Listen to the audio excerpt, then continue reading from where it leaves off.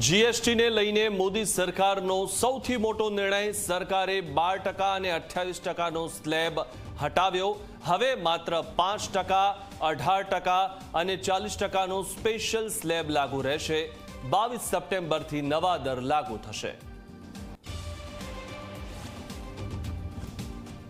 વડોદરા શહેરમાં ધોધમાર વરસાદ, ભારે વરસાદથી નીચાણવાળા વિસ્તારોમાં પાણી। સયાજીગંજ જેલ રોડ ઉપર ભરાયા વરસાદી પાણી। અમદાવાદ શહેરમાં જામ્યો વરસાદી માહોલ। એસજી હાઈવે, પ્રહલાદનગર, બોપલ સહિતના વિસ્તારોમાં ધોધમાર વરસાદ।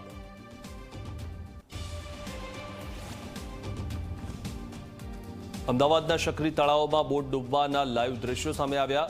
તળાવ વચ્ચે મસ્તી કરવાના કારણે ડૂબી હતી બોટ ડૂબી જતા 3 યુવકોના થયા છે મોત।